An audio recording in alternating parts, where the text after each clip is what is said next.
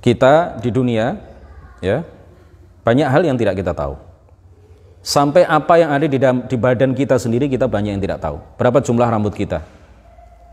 Berapa jumlah rambut kita? Berapa jumlah, jangankan rambut di atas kepala, rambut ini, bulu yang ada di syarib, apa bahasa Arabnya ini, syarib, kumis ini ya. Kumis saya berapa jumlah, berapa helai bulu di kumis saya nggak tahu. Saya nggak tahu, istri saya juga tidak tahu, anak-anak saya juga tidak tahu, apalagi kalian. Berapa jumlah bulu di dalam hidung kita nggak tahu. Padahal itu ada di diri kita. Berapa kali kita bernafas dalam satu hari satu malam, dalam 1 jam saja kita nggak tahu. Berapa kali kita mengedipkan mata, kita nggak tahu. Tapi Allah mengetahui itu semuanya. Allah mengetahui jumlah kedipan mata seluruh manusia di dunia, dalam hitungan 1 menit berapa, dalam hitungan 1 jam berapa. Itu semuanya diketahui oleh Allah pada azal. Bukan sekarang, bukan setelah terjadi, sebelum terjadi. Allah telah betul-betul mengetahui itu semuanya secara rinci, secara detail.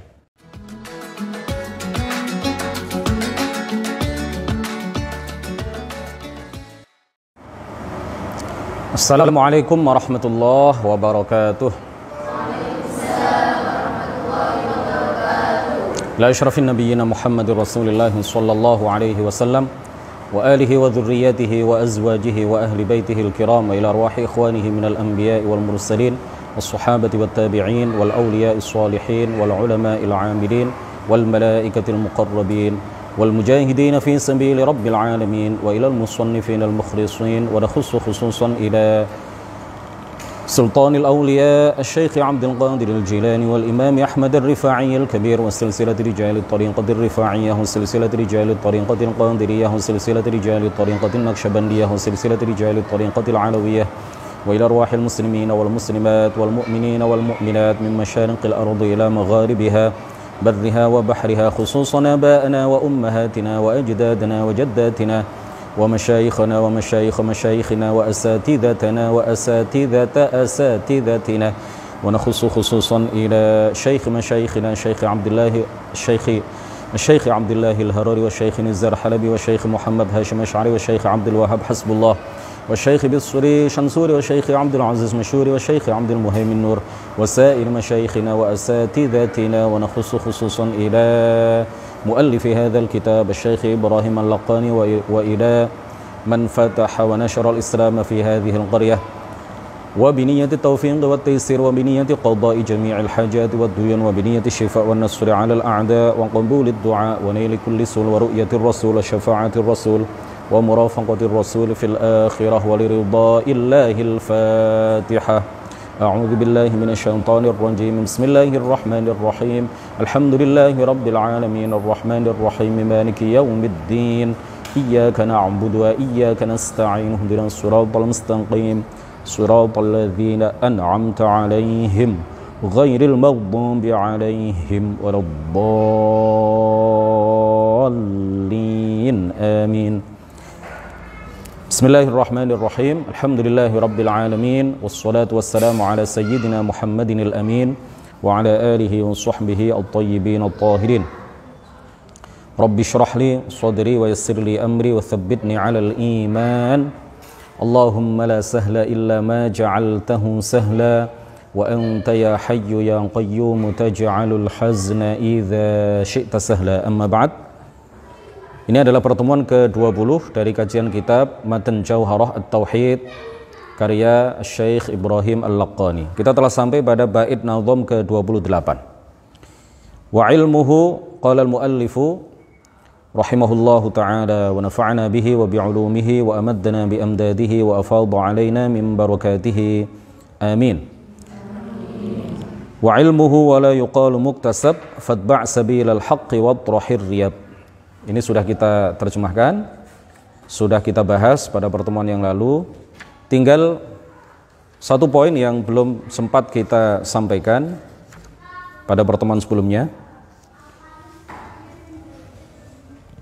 Pertemuan malam ini sebagai pengganti dari pertemuan hari Selasa malam Rabu kemarin, karena saya ada undangan tasyakuran tingkepan atau di sini disebut walimatul hamli, di rumah tetangga. Jadi kita geser jadwalnya untuk minggu ini pada hari Rabu. Alhamdulillah malam ini kita bisa melaksanakan kegiatan yang baik ini, kegiatan yang mulia ini. Kita murnikan niat kita lillahi ta'ala, tidak ada tujuan lain, tidak ada niat lain kecuali ingin mendapatkan ridha dari Allah subhanahu wa ta'ala. Ada satu poin terkait dengan bait nazam ke-28, terkait dengan sifat ilm bagi Allah subhanahu wa ta'ala. Ilmullahi laisa muktasaban, sebagaimana ditegaskan oleh Syekh Ibrahim Al-Laqani di dalam bait nazam ke-28. Wa ilmuhu wa la yuqalu muktasab. Ilmu Allah itu tidak muktasab, tidak sama dengan ilmu manusia. Ilmu manusia, ilmu hamba adalah ilmu yang muktasab. Muktasab itu artinya yang dihasilkan dengan usaha. Awalnya tidak tahu, kemudian menjadi tahu. Awalnya tidak berpikir, lalu berpikir, melakukan perenungan, melakukan pemikiran, baru menghasilkan satu pengetahuan. Itu ilmunya makhluk. Ilmunya makhluk seperti itu. Awalnya tidak ada, kemudian menjadi ada, dan suatu saat akan kembali tiada. Tetapi ilmu Allah subhanahu wa ta'ala tidaklah muktasab. Tidak boleh kita mengatakan ilmu Allah itu adalah ilmu yang diupayakan, ilmu yang diperoleh dari jalan atau dengan cara usaha, melalui sebuah pemikiran, melalui sebuah perjuangan. Ilmu Allah tidak seperti itu. Ilmu Allah azali.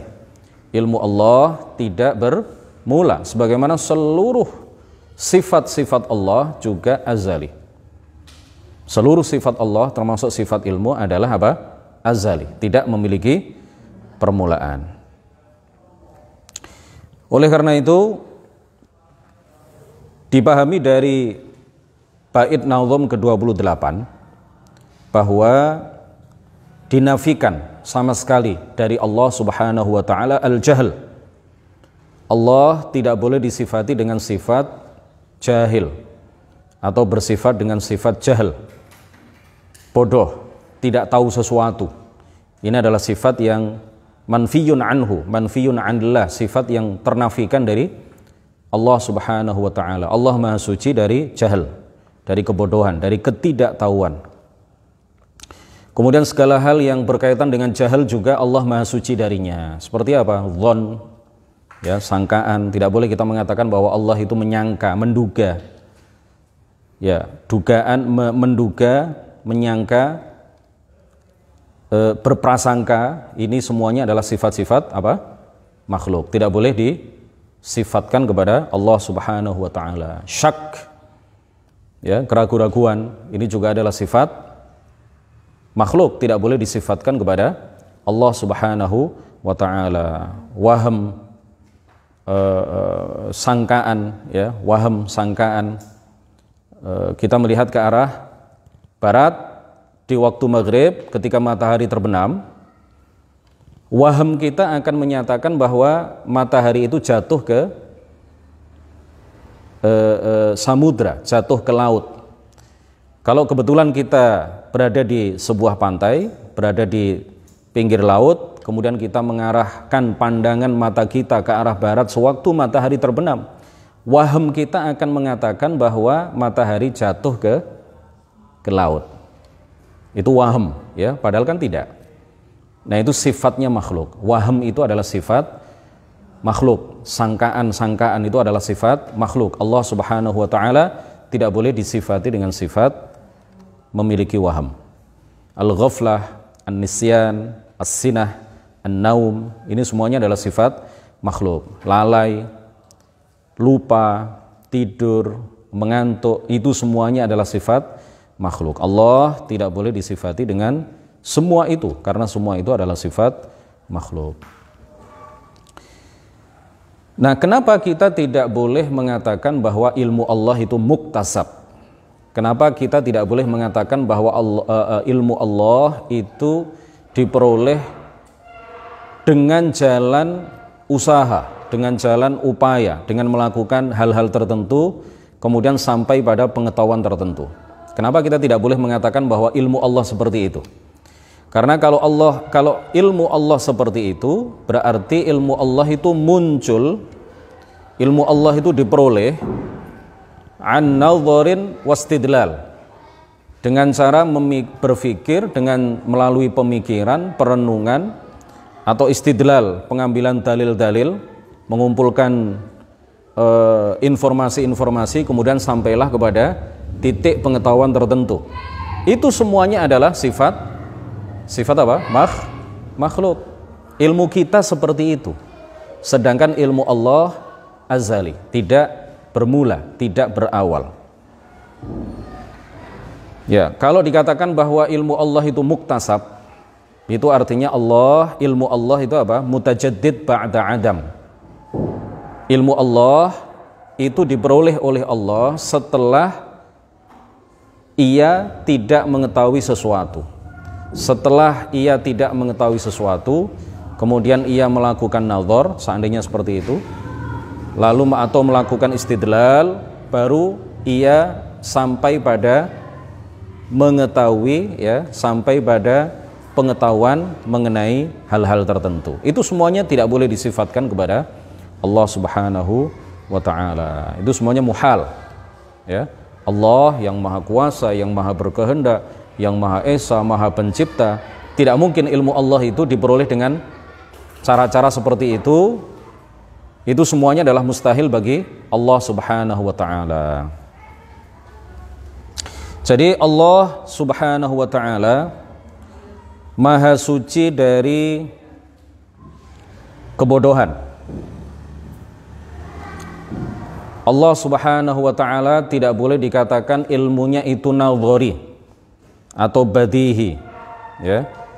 Tidak boleh dikatakan ilmu Allah itu nadhari atau badihi atau daruri. Ya, daruri itu artinya sama dengan badihi. Ilmu yang pengetahuan yang diperoleh tanpa melalui jalan berpikir, ya. Otomatis seseorang itu bisa mengetahui sesuatu karena sesuatu itu sangat lumrah, ya, diketahui oleh umumnya manusia. 1 ditambah 1 sama dengan 2.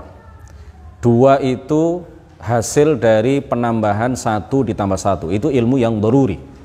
Itu ilmu yang badihi. Allah Subhanahu wa ta'ala tidak bersifat dengan ilmu yang badihi atau daruri, tidak juga bersifat dengan ilmu yang nadhari, ilmu yang diperoleh dengan cara berpikir, ya. Ilmu yang diperoleh dengan cara berpikir dengan seksama, merenung dengan seksama. Itu semuanya adalah sifat-sifat makhluk. Baik ilmu yang daruri atau disebut badihi, ilmu yang nadhari, ya, yang dihasilkan dengan cara berpikir, itu semuanya adalah sifat makhluk. Tidak boleh kita menyifati Allah dengan sifat makhluk. Penting juga untuk disampaikan bahwa ada beberapa firman Allah Subhanahu wa ta'ala yang seakan-akan kalau dipahami apa adanya akan memberikan pengertian bahwa Allah itu awalnya tidak tahu, kemudian menjadi tahu. Padahal ayat-ayat tersebut artinya tidaklah demikian. Jadi wajib kita meyakini pengetahuan Allah, ilmu Allah itu laisa masbuqan bil jahli, tidak didahului dengan kebodohan, tidak didahului dengan ketidaktahuan. Ilmu kita didahului dengan apa? Ketidaktahuan. Ilmu kita, pengetahuan kita diawali dengan apa? Ketidaktahuan. Didahului dengan ketidaktahuan, didahului dengan kebodohan. Awalnya kita tidak tahu apa-apa. Lalu kita belajar, kita melihat, kita mendengar, kita menggali informasi, kita membaca, kita mengumpulkan informasi dari internet, dari televisi, secara langsung, ya. Kalau sekarang luar biasa, ya. Internet itu memberitahukan kepada kita banyak hal, ya. Tetapi hati-hati belajar di internet karena kita tidak tahu secara langsung apakah orang yang menulis itu betul-betul orang yang memiliki sanad keilmuan yang bersambung sampai Rasulullah Shallallahu Alaihi Wasallam ataukah tidak. Kita tidak tahu bahwa orang yang menyampaikan kajian di YouTube itu apakah betul-betul dia telah belajar apa yang dia sampaikan itu melalui sanad yang bersambung sampai Rasulullah. Kita tidak tahu. Jadi harus hati-hati. Bukan berarti kita tidak boleh belajar dari internet, melalui YouTube, boleh ya, asalkan kita sudah tahu betul bahwa orang yang menyampaikan kajian itu adalah orang yang memiliki sanad keilmuan yang bersambung sampai Rasulullah Shallallahu Alaihi Wasallam. Sanad inilah yang membedakan antara mereka dengan kita. Ya. Sanad inilah yang membedakan antara ahlus sunnah dengan yang bukan ahlus sunnati wal jamaah. Alhamdulillah sanad kita bersambung. Kita punya guru kita punya guru dari guru kita punya guru, dan begitu seterusnya hingga bersambung sanad mereka kepada para sahabat dan akhirnya kepada Rasulullah Shallallahu Alaihi Wasallam. Rasulullah menyampaikan ilmu kepada para sahabat, ditangkap oleh para sahabat, dipahami oleh para sahabat, dihafal oleh para sahabat, kemudian setelah itu disampaikan kepada para tabi'in, dan begitu seterusnya hingga sampai kepada kita. Nah, sanad ini adalah salah satu ciri ya, golongan yang benar. Sanad yang bersambung kepada Rasulullah ini adalah salah satu ciri golongan yang benar. Tanpa sanad seseorang akan mengatakan apa yang ingin ia katakan. Orang akan ngawur di dalam menyampaikan kajian-kajian keagamaan kalau dia tidak punya sanad keilmuan yang bersambung sampai Rasulullah Shallallahu Alaihi Wasallam. Nah, ada beberapa ayat Al-Quran yang seakan-akan memberikan pemahaman kepada kita bahwa pengetahuan Allah itu didahului dengan ketidaktahuan. Oleh karena itu kita jangan memahami Al-Quran tanpa bimbingan seorang guru. Jangan hanya membaca terjemah Al-Quran. Jangan hanya membaca terjemah Al-Quran tanpa bimbingan seorang guru. Ayat-ayat itu misalkan adalah ada beberapa ayat, di antaranya saya sebutkan hanya satu. Walanabluwannakum hatta na'lamal mujahidina minkum mas-sabirin. Walanabluwannakum, dan pasti kami akan menguji kalian, hatta na'lama. Hatta na'lama ini seakan-akan memberikan pengertian kepada kita bahwa Allah sebelumnya tidak tahu, kemudian Allah ingin tahu, lalu ia menguji kita.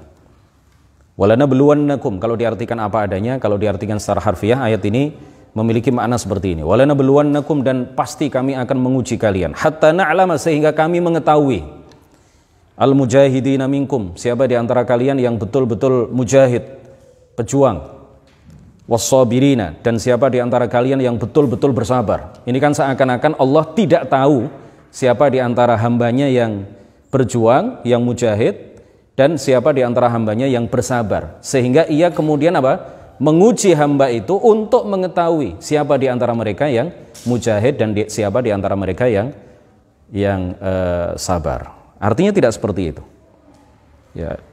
Para ulama ahli sunnati wal jamaah mentakwil, menafsirkan ayat itu, apa kata mereka? Mu'awwalun ala izhari halihim. Mu'awwalun ala izhar halihim. Ya, ayat ini al-ayah mu'awwalatun ala ma'na hatta yatabayyana lakum. Hatta yatabayyana lakum al-mujahid was-sabir ala dinihi min ghairihi. Ay hatta nudhira lil ibadi al-mujahidina minkum was-sabirina min ghairihim. Jadi artinya bukan berarti sehingga kami mengetahui. Artinya hatta na'lama itu bukan berarti Allah Subhanahu wa taala awalnya tidak tahu siapa di antara hambanya yang bersabar dan mujahid, sehingga perlu ia menguji mereka supaya ia tahu, supaya Allah tahu. Artinya tidak demikian. Tetapi ditakwil oleh para ulama, ay hatta yatabayyan, sehingga menjadi hatta yatabayyana lakum. Ditakwil oleh para ulama, dan kami betul-betul akan menguji kalian sehingga menjadi jelas bagi kalian bukan bagi Allah, karena Allah sudah tahu. Karena Allah sudah tahu siapa di antara para hamba yang betul-betul berjuang, siapa di antara hamba yang betul-betul bersabar. Allah sudah tahu pada azal. Nah, jadi supaya menjadi jelas bagi kalian, bagi kita, bukan bagi Allah. Bagi kalian, siapa di antara para hamba itu yang mujahid dan sabir. Ya, artinya ai hatta nudhhira lil ibadi, sehingga kami tampakkan kepada para hamba. Ditakwil seperti itu, ditafsirkan oleh para ulama seperti itu. Dan kami betul-betul walanabluwannakum hatta na'lamal mujahidin minkum was-sabirin. Artinya apa? Dan kami pasti akan menguji kalian, sehingga akan kami tampakkan kepada hamba, karena Allah sendiri sudah tahu, sehingga akan kami tampakkan kepada hamba hatta nudhhir lil ibadi, sehingga akan kami tampakkan kepada para hamba siapa di antara mereka yang betul-betul mujahid dan betul-betul sabir. Paham ya? Jadi tidak boleh ayat ini dipahami bahwa Allah Subhanahu wa taala yakhfa alaihi syai' thumma yankashifu lahu. Ayat semacam ini dan juga ada beberapa ayat yang lain, ini tidak boleh dipahami bahwa Allah sebelumnya tidak mengetahui siapa di antara hambanya yang mujahid dan sabir, kemudian ia melakukan ujian. Setelah Allah melakukan ujian kepada para hamba, baru ia tahu siapa di antara para hamba yang mujahid dan sabir. Tidak boleh dipahami seperti itu. Paham ya? Karena para ulama ahli sunnati wal jamaah sepakat menyatakan bahwa ilmu Allah azali, ilmu Allah tidak bermula, ilmu Allah tidak berawal, tidak memiliki permulaan. Pada azal Allah mengetahui segala apa yang akan terjadi sampai tidak ada batas akhirnya. Allah Maha mengetahui apa yang akan terjadi sampai hari kiamat. Allah Maha mengetahui apa yang akan terjadi di surga dan di neraka, di kehidupan akhirat, sampai tidak ada batas akhirnya. Allah Maha mengetahui secara rinci anfas ahlil jannah, nafas yang dimasukkan dan dikeluarkan oleh para penduduk surga. Ya, jumlah nafas mereka itu Allah Maha mengetahui secara rinci berapa jumlah nafas mereka sampai nggak ada batas akhirnya. Di kehidupan surga atau di kehidupan neraka kan kekal kan? Ya kan? Allah Maha tahu apa yang akan terjadi, tidak hanya di dunia, tetapi juga Allah Maha mengetahui segala apa yang terjadi di akhirat sampai tidak ada batas akhirnya. Itu semuanya Allah mengetahui secara rinci. Kita di dunia, ya, banyak hal yang tidak kita tahu. Sampai apa yang ada di badan kita sendiri kita banyak yang tidak tahu. Berapa jumlah rambut kita? Berapa jumlah rambut kita? Berapa jumlah, jangankan rambut di atas kepala, rambut ini, bulu yang ada di syarib, apa bahasa Arabnya ini, syarib, kumis ini ya. Kumis saya berapa jumlah, berapa helai bulu di kumis saya nggak tahu. Saya nggak tahu, istri saya juga tidak tahu, anak-anak saya juga tidak tahu, apalagi kalian. Berapa jumlah bulu di dalam hidung kita nggak tahu. Padahal itu ada di diri kita. Berapa kali kita bernafas dalam satu hari satu malam, dalam 1 jam saja kita nggak tahu. Berapa kali kita mengedipkan mata, kita nggak tahu. Tapi Allah mengetahui itu semuanya. Allah mengetahui jumlah kedipan mata seluruh manusia di dunia, dalam hitungan 1 menit berapa, dalam hitungan 1 jam berapa. Itu semuanya diketahui oleh Allah pada azal. Bukan sekarang, bukan setelah terjadi, sebelum terjadi. Allah telah betul-betul mengetahui itu semuanya secara rinci, secara detail. Ada satu bait nazam atau bait syair yang dilantunkan oleh Imam Hujjatul Islam Muhammad ibn Muhammad Abu Hamid Al-Ghazali. Beliau mengatakan terkait dengan permasalahan yang kita bahas ini, ilmul ilahil wahidil qayyumi laisa kamithli sairil ulumi li'annahu laisa lahu bidayah wala lima'lumatihi nihayah wa ilmuhu biha 'ala at-tafsili la 'an daruratin wala dalili.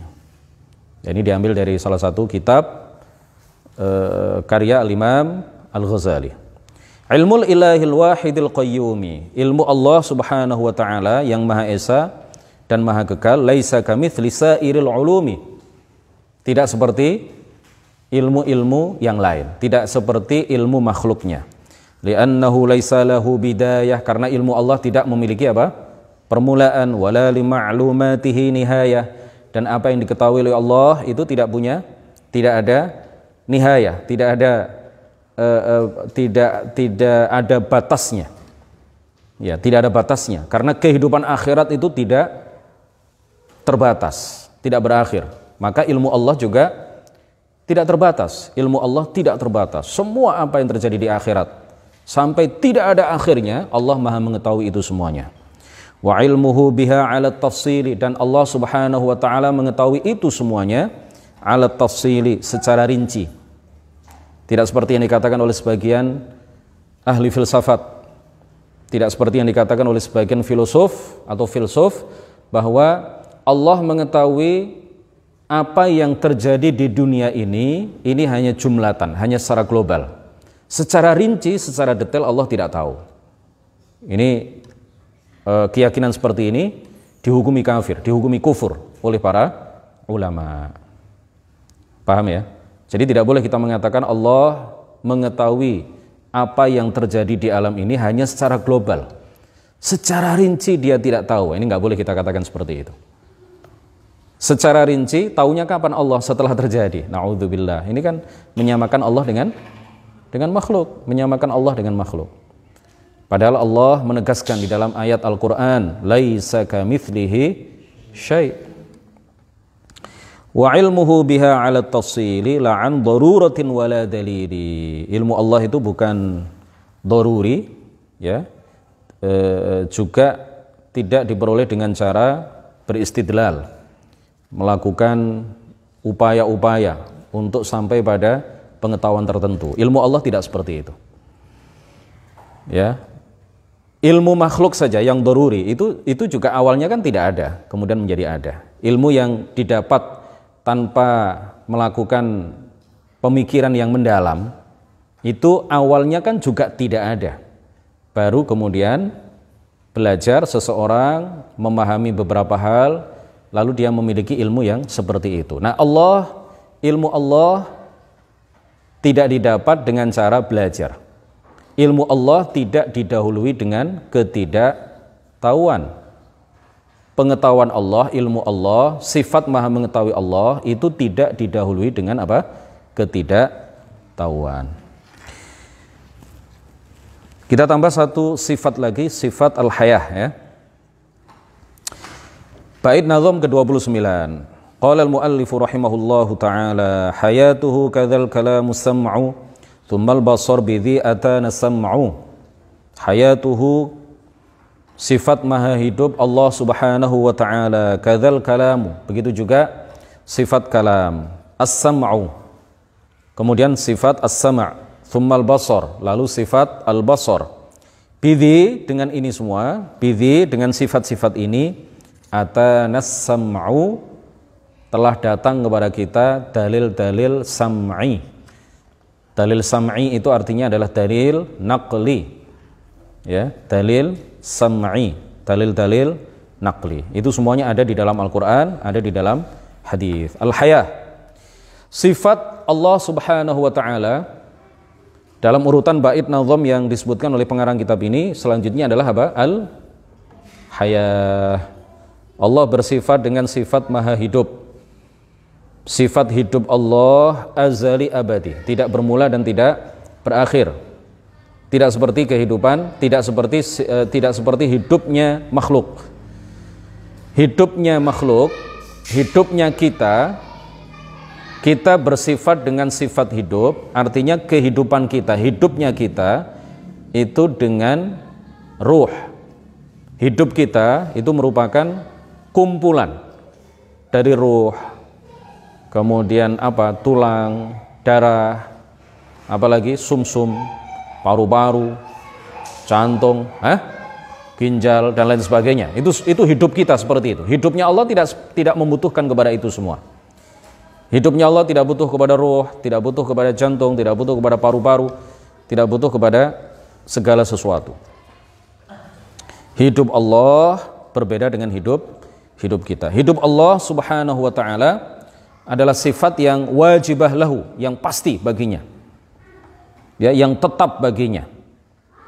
Karena ia bersifat dengan sifat mengetahui, ia bersifat dengan sifat maha kuasa, ia bersifat dengan sifat maha mengetahui, maha kuasa, maha berkehendak, maka pasti dia bersifat dengan sifat apa?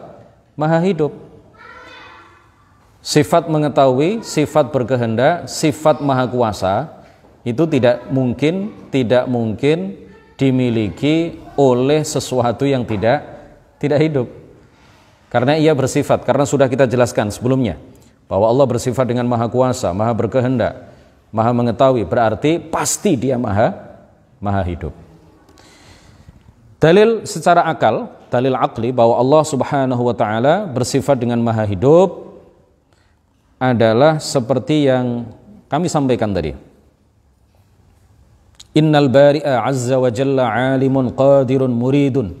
Allah Subhanahu wa taala adalah zat yang maha mengetahui, maha kuasa, maha berkehendak. Wa la yasihhu illa an yakuna al-muttasifu bihadhihi as-sifati hayyan. Tidak sah secara akal, tidak masuk akal, tidak logik, ya. Tidak masuk di logika kita. Kalau sesuatu yang bersifat dengan sifat maha mengetahui, maha berkehendak, maha kuasa, itu tidak hidup, itu enggak masuk akal. Pasti dia maha hidup. Fathabata qat'an anna al-bari'a ta'ala hayyun bihayatin la tushbihu hayata ghairihi minal ahya lima athbatna aqlan wa naqlan wujuba mukhalafatihi li jami'il hadithati subhanahu wa ta'ala. Oleh karena itu menjadi tetap secara pasti tanpa keraguan sedikit pun bahwa Allah Subhanahu wa taala maha hidup dengan kehidupan, dengan sifat hidup yang tidak menyerupai hidupnya makhluk. Karena sebelumnya kita telah mengulas secara nakli maupun secara akli bahwa Allah Subhanahu wa taala berbeda dengan segala sesuatu. Berarti sifat hidupnya Allah juga berbeda dengan sifat hidupnya makhluk selainnya. Nah, sebagai dalil juga bahwa Allah Subhanahu wa taala bersifat dengan maha hidup adalah adanya alam. Adanya apa? Adanya alam. Seandainya Allah Subhanahu wa taala tidak bersifat dengan maha hidup, maka sedikit pun dari alam ini tidak akan ada. Sedikit pun dari alam ini tidak akan ada. Tetapi alam ada, kita saksikan. Mata bisa melihat, telinga bisa mendengar. Kita bisa merasakan adanya alam. Ya, kita bisa merasakan bahwa alam ini ada. Itu artinya apa? Alam ini ada yang menciptakan, yaitu Allah Subhanahu wa taala yang pasti maha hidup. Kalau dia tidak hidup, maka tidak ada alam ini. Itu dalil secara akli. Dalil secara nakli dari Al-Quran, Allah Subhanahu wa taala berfirman, Allahu la ilaha illa huwal hayyul qayyum, dalam surat Al-Baqarah, ya, ayat 255, yang disebut dengan ayat kursi. Yang disebut dengan ayat kursi. Ayat yang paling utama. Ayat kursi itu ayat yang paling utama di dalam Al-Quran. Allahu la ilaha illa huwal hayyu. Allah Subhanahu wa taala berdasarkan ayat ini maha hidup. Di antara hadis adalah apa yang diriwayatkan oleh sahabat Abu Hurairah bahwa Rasulullah sallallahu alaihi wasallam bersabda sebagaimana diriwayatkan oleh Ibnu Majah, At-Tirmidzi dan lainnya. Nabi kita bersabda, Inna lillahi tis'atan wa tis'ina asman mi'atan illa wahida. Sesungguhnya Allah memiliki 99 nama, 100 kurang 1. 100 kurang 1. Di antaranya adalah apa? Rasulullah sebutkan di antara 99 nama yang indah bagi Allah itu adalah, yang menunjukkan kesempurnaan bagi Allah itu adalah apa? Al-Hayyu, bahwa Allah maha hidup. Kemudian Al-Imam Abul Hasan Al-Asy'ari Di dalam salah satu karya beliau, Risalah ila Ahli Thaghr. Ya, kemudian juga Asy-Syahrastani dan para ulama yang lain mengutip ijma', tidak hanya ijma' para ulama, ijma' umat Islam, bahwa Allah Subhanahu wa taala pasti bersifat dengan maha hidup. Selanjutnya adalah sifat kalam. Ini karena pembahasannya panjang, kita bahas insyaallah kelanjutan dari pembahasan kitab ini pada hari Selasa depan ya. Minggu ini diganti hari Rabu karena memang hari Selasa kemarin saya berhalangan. Minggu depan kembali ke hari Selasa. Subhanakallahumma wa bihamdik asyhadu an la ilaha illa anta astaghfiruka wa atubu ilaik. La ilaha illallah. Allahumma shalli ala sayyidina Muhammad wa ala alihi wa sahbihi wa sallim. Rabbi ighfir li wa liwalidayya wa lil mu'minina wal mu'minat. Wallahul muwaffiq ila aqwamit thariq. Wassalamu alaikum warahmatullahi wabarakatuh.